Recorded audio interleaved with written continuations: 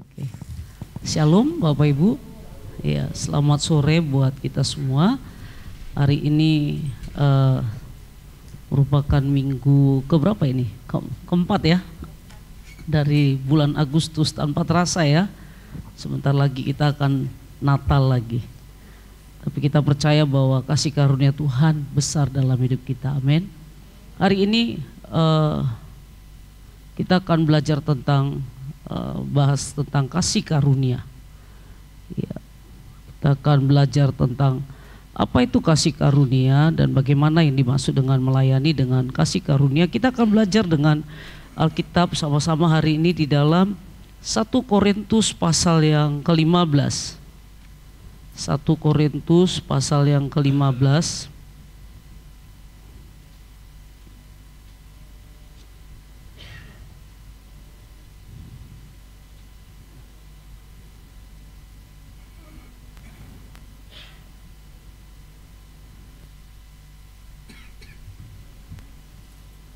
Satu Korintus 15 ayat yang ke-10. Sudah dapat? Kita akan baca bersama-sama 2 ya. Tetapi karena kasih karunia Allah, aku adalah sebagaimana aku ada sekarang. Dan kasih karunia yang dianugerahkannya kepadaku tidak sia-sia. Sebaliknya, aku telah bekerja lebih keras daripada mereka semua. Tetapi bukannya aku, melainkan kasih karunia Allah yang menyertai aku. Kalau kita baca ayat-ayat sebelumnya, Paulus bilang bahwa dia adalah di ayat yang ke-8, pada waktu Yesus bangkit, Yesus itu terakhir menemukan dia. Sampai dia bilang dia itu prematur dalam segi pertemuannya dengan Allah. Di ayat yang ke-8 dia bilang, dan yang paling akhir dari semuanya ia menampakkan diri juga kepadaku sama seperti ke anak yang lahir sebelum waktunya. Jadi dia bilang dia itu merasa waktu berjumpa dengan Allah dalam keadaan prematur. Karena pada waktu dia berjumpa dengan Allah posisinya bukan dalam keadaan baik. Rencananya adalah dia mau membunuh umat di Damsyik. Makanya dia bilang rasanya prematur menurut pemikiran dia. Karena kurang tepat, maunya Tuhan panggil dia waktu dalam keadaan sama kayak seperti para rasul yang lain. Bahkan dia bilang kalau di ayat yang ke-9 dibilang, karena aku adalah yang paling hina dari semua rasul. Dia merasa yang paling hina, bahkan tidak layak disebut rasul. Sebab aku telah menganiaya jemaat. Kenapa dia bilang prematur? Karena dia memang pada waktu berjumpa dengan Allah dalam keadaan dia mau menganiaya jemaat. Dia mau menganiaya jemaat. Tapi kalau kita lihat di ayat yang ke-10 dalam keprematurannya dia berjumpa dengan Allah. Di ayat yang ke-10 dia katakan, tetapi karena kasih karunia Allah, aku ada sebagaimana aku ada sekarang. Kalau kita lihat dari pembacaan ini yang pertama, bahwa kalau kita ada hari ini nih, itu semua karena kasih karunia Allah. Waktunya nurut kita prematur atau tidak, ada orang dipanggil Tuhan pada saat keadaannya babak belur, perusahaannya bangkrut, hidup rumah tangganya hancur, kemudian pokoknya babak belur. Kita merasa sepertinya itu enggak pantas, kita masih dalam keadaan terhina. Tapi saya mau katakan sama kita hari ini, kalau kita ada hari ini sebagaimanapun dari masa lalu, kita sadarilah itu karena kasih karunia. Kasih karunia itu artinya gratis, gracio bahasa artinya. Itu gratis. Kalau saya bekerja dapat misalnya karena saya rajin, karena saya karyawan, karena saya melakukan sesuatu, mengkaryakan sesuatu, itu namanya upah. Tapi kalau saya malas-malasan, saya nggak pernah ke kantor, kemudian saya nggak kerja apa-apa, saya cuma tidur-tidur, terus saya diangkat jadi manajer perusahaan, itu adalah grace. Bukan karena apa yang saya lakukan, tapi karena pemberian. Jadi bukan karena perbuatan-perbuatan baik. Sebabnya kasih karunia itu grace, bukan berarti seringkali kita berpikir karena kasih karunia itu gratis. Seringkali kita bermain-main dengan kasih karunia itu. Memang betul gratis, kita diselamatkan bukan karena perbuatan baik, bukan karena memang waktu timingnya memang kita dalam posisi tepat cepat, artinya kita meresponi panggilan Allah. Sama kayak Paulus, mungkin dalam keadaan babak belur. Tapi saya mau katakan, semua karena kasih karunia. Bukan berarti kasih karunia itu murahan. Nanti kita lihat di ayat yang selanjutnya dibilang Paulus. Tadi saya bilang pertama, kalau kita ada, kita bisa jadi singer, kita bisa jadi WL, kita bisa jadi ketua persekutuan, kita bisa pegang PTL, kita bisa melayani sebagai usher, kita melayani sebagai pendoa, sebagai apa lagi, diakonia, sebagai banyak hal yang kita layani. Satu hal saya mau katakan, kita ada karena kasih karunia. Karena itu kasih karunia, gak ada yang diantara kita perlu memegahkannya, gak perlu sombong. Karena itu kasih karunia ternyata. Karena itu diberikan, bukan karena saya pantas, tapi karena memang diberikan. Karena Tuhan yang sudah mati untuk hidup kita. Nah kalau begitu kita lihat selanjutnya, apakah benar bahwa kasih karunia itu akhirnya membuat kita sembarangan? Paulus bilang begini di ayat yang ke-10. Tetapi karena kasih karunia Allah, aku adalah sebagaimana aku ada sekarang. Dan kasih karunia yang dianugerahkannya kepadaku tidak sia-sia. Sebaliknya, aku telah bekerja lebih keras daripada mereka semua. Bapak Ibu, tadi yang pertama, Paulus menyadari panggilannya dalam ketidaklayakannya, dalam dia katakan waktunya itu adalah sangat prematur. Kenapa prematur? Menurut pandangannya, dia adalah orang yang menganiaya jemaat. Dia adalah seorang pembunuh. Belum dalam keadaan baik Tuhan panggil hidupnya. Makanya dia bilang prematur. Saya mau katakan sama kita. Tadi yang pertama, kalau kita ada karena kasih karunia. Yang kedua, kalau kita menyadari itu karena kasih karunia, bukan berarti hidup semau gue. Bukan berarti kita melayani semaunya kita. Tapi Paulus bilang, aku bekerja lebih keras. Kenapa? Karena kasih karunia itu. Aku yang gak pantas, aku yang gak layak, aku seharusnya mati dibinasakan, tapi aku diberikan hidup. Hidup selama-lamanya, sampai selama-lamanya. Sebabnya kata Paulus, karena kasih karunia itulah yang sangat mahal itu, walaupun gratis. Sampai Kristus mati di atas Kalvari, Paulus bilang, aku harus bekerja lebih keras. Kerja lebih kerasku bukan mengandalkan aku lagi. Paulus makanya dia bilangkan, aku hidup tetapi bukan aku lagi yang hidup, tapi Kristus yang hidup di dalam aku. Standar melayani kita adalah standar memang kita mengerti kasih karunia Allah. Kita mengerti memang kasih karunia Allah. Kita menghormatinya. Melayani dengan kasih karunia itu sesuatu yang kita rasa bahwa aku ini gak pantas. Karena kita merasa gak pantas, itu yang membuat kita tetap dalam keadaan apapun. Paulus bilang, aku bekerja lebih keras daripada mereka semua. Tetapi bukannya aku, melainkan kasih karunia. Tetap dia bilang kasih karunia. Kalau gitu kita mau lihat kenapa Paulus menyadari semua karena kasih karunia. Apakah perjalanan pelayanan Paulus itu lempang aja sehingga kita bilang ya kalau semua enak-enak ya kita mah enak bisa bilang. Tapi kita mau lihat, kita coba baca di dalam 2 Korintus pasal yang ke-11 ayat 24 sampai 28. Kisah para Rasul 11. 2 Korintus 11 ayat 24 sampai 28. 2 Korintus 11. Coba lihat perjalanan pelayanannya Paulus. Apakah enak-enak aja dia melakukan hal besar terus? Tidak. Kita lihat 2 Korintus 11 ayat 24 sampai 28. Makanya dia menyadari kasih karunia Allah. Orang yang mengerti, pelayan-pelayan yang mengerti kasih karunia Allah, dia akan punya sifat sama seperti kayak Paulus, menyadari aku ada karena Tuhan. Aku bisa melayani karena Tuhan.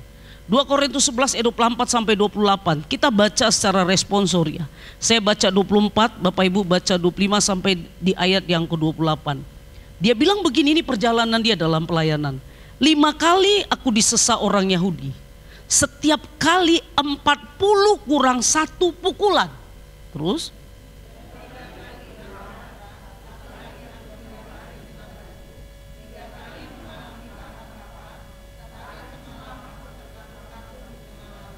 Dalam perjalananku aku sering diancam bahaya banjir dan bahaya penyamun.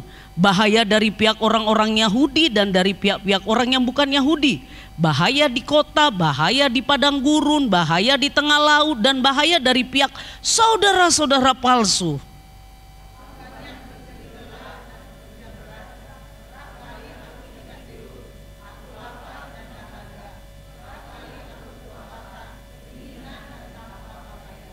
Dan dengan tidak menyebut banyak hal lain lagi, urusanku sehari-hari yaitu untuk memelihara semua jemaat-jemaat.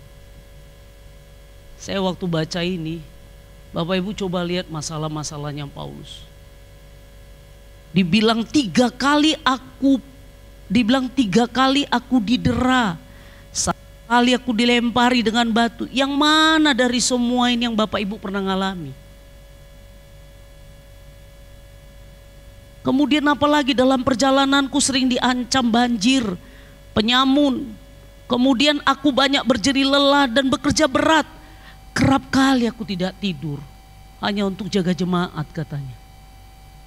Siapa di sini yang pernah nggak tidur karena mikiri pelayanan? Ada? Ada di sini siapa yang doa semalaman khusus untuk persekutuannya? Nggak tidur. Ada yang pernah di sini doa semalaman sendiri.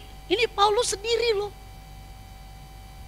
Luar biasa. Ini kasih karunia. Paulus bilang bukan karena kasih karunia itulah. Kasih karunia itu buat Paulus itu mahal banget. Sampai kalaupun dia harus melalui seperti ini, dia akan bilang pokoknya yang aku pikirin gimana jemaat bisa aku jaga. Itulah yang aku tahu Tuhan panggil aku satu kali pada waktu Petrus. Waktu Yesus berkata kepada Petrus, Petrus, apakah engkau mengasihi aku? Dia bilang ya Tuhan. Ditanya dua kali, Petrus apakah engkau mengasihi aku? Ya Tuhan. Yang ketiga, Petrus apakah engkau mengasihi aku? Petrus menangis. Standar kasih pada waktu itu yang Yesus minta adalah, Yesus bilang ujungnya, kalau engkau mengasihi aku, gembalakan kawanan domba. Orang yang melayani dengan kasih karunia, dia hidup tidak berorientasi pada diri sendiri. Orang yang mengerti kasih karunia, dia bukan melayani untuk melampiaskan semua hobinya semata-mata. Orang yang mengerti kasih karunia, dia selalu diri di dalam kasih Kristus, supaya kasih Kristus itulah dirasakan oleh orang-orang yang dia layani. Gak gampang memang. Saya aja nggak pernah saya nggak bisa tidur gara-gara pelayanan. Tidur terus saya, nyenyak terus. Pokoknya saat kulihat tempat tidur saya. Ada masalah apapun tidur saya. Paulus nggak bisa tidur. Mikirin bagaimana caranya menjaga kawanan domba yang disuruh Tuhan dalam hidupnya. Orang yang mengerti, pelayan yang mengerti kasih karunia Allah. Sekali lagi, orang itu tidak berdiri hanya untuk diri sendiri. Memikirkan untung untuk diri sendiri. Saya mau bilang sama Bapak Ibu, siapa bilang enak sekali 2 minggu doa seperti ini.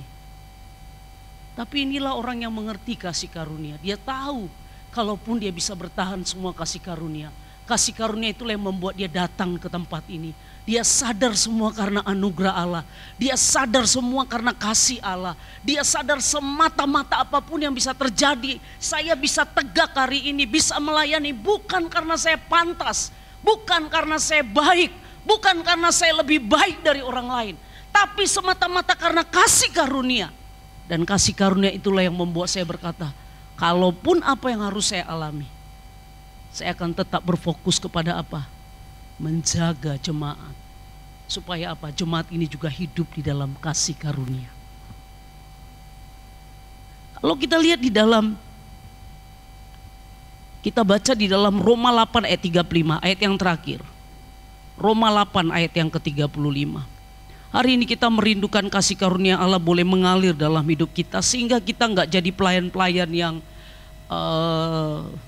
sekedarnya, tapi kita terus bertumbuh di dalam kasih karunia. Kita menghargai kasih karunia. Walaupun di dalam perjalanan melayani kadang-kadang ada banyak hal yang perlu kita pikul, tapi kita katakan, Tuhan, kasih karunia mulai yang menyertai aku. Kasih karunia mulai membuat aku bisa tegak berdiri. Kasih karunia mulai membuat aku bisa menjalani prosesnya walaupun kadang gak enak. Roma 8 ayat 35. Kita baca sama-sama Bapak Ibu.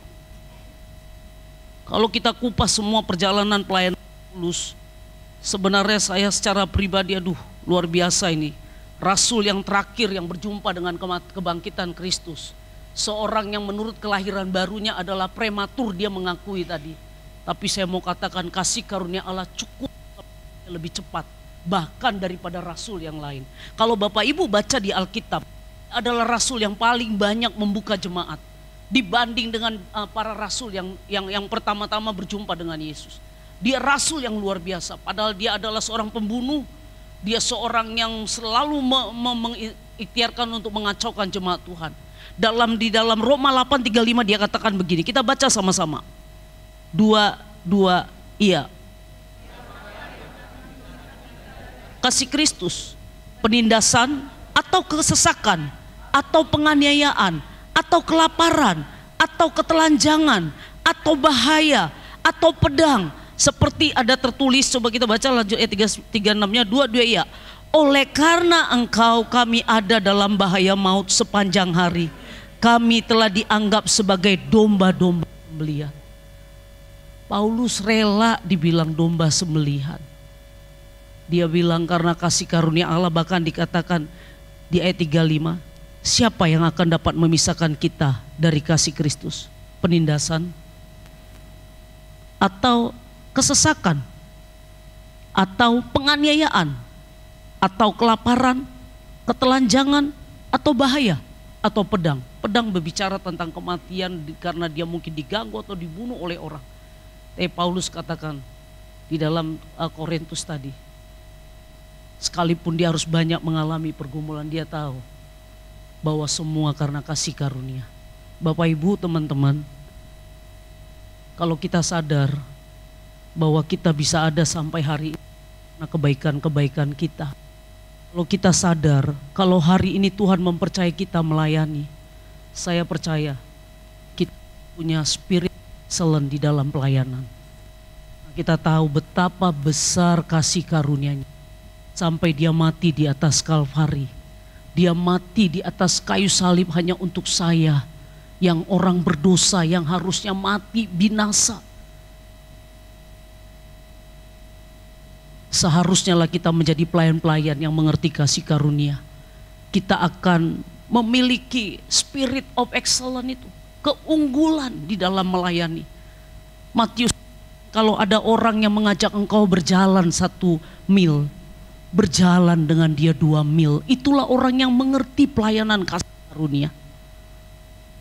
Dia selalu memberi yang terbaik, bukan sekedar yang penting ada ibadah minggu, yang penting aku mengisi jadwal, enggak.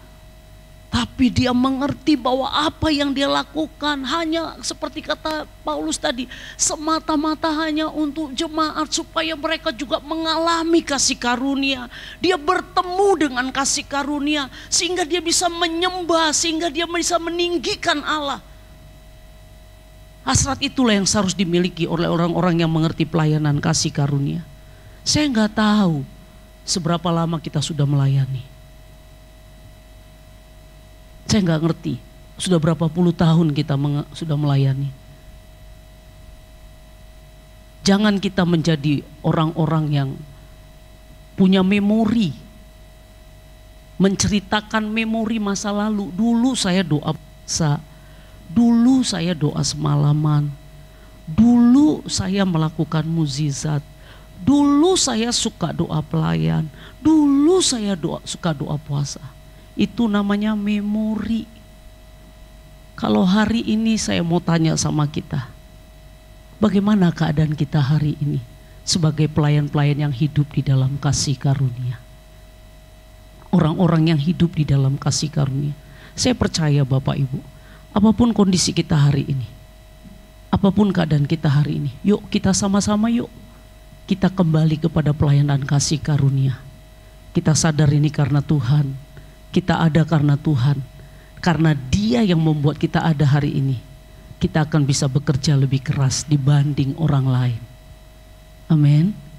Hari ini, yuk kita rindu supaya gereja kita ini, saya tuh suka sekali selama berapa bulan ini, tema kita tema Roh Kudus.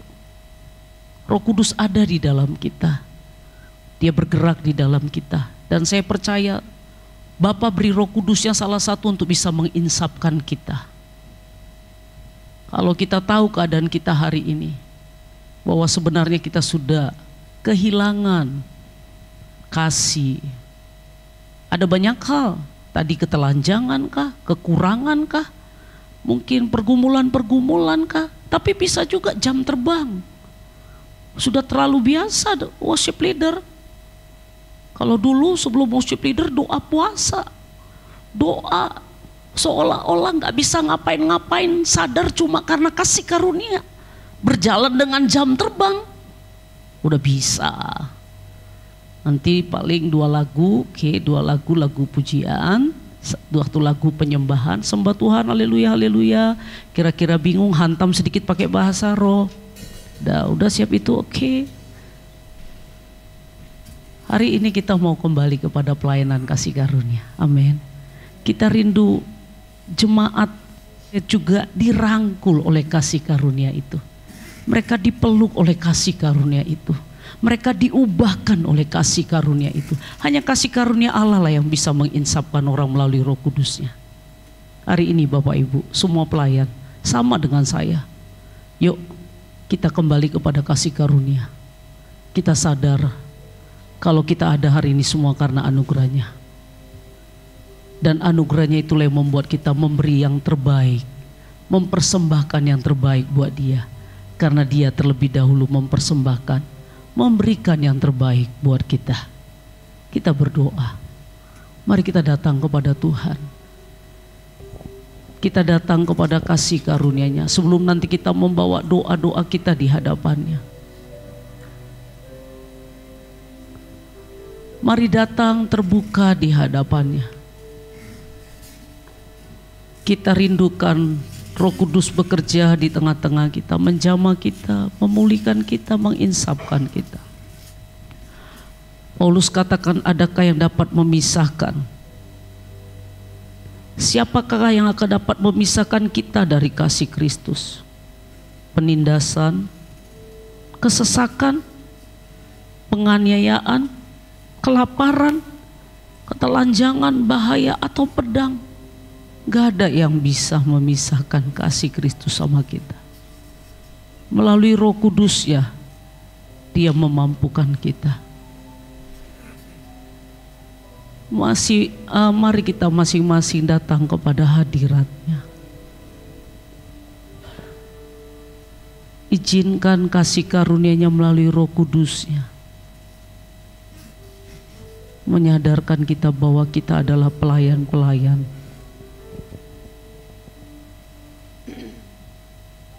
dari kasih karunia itu. Kita rindu supaya juga jemaat merasakan kasih karunia itu. Ini kami Tuhan, sebelum kami berdoa untuk pelayanan kami, jamah kami, pulihkan kami, sembuhkan kami, bangkitkan kami.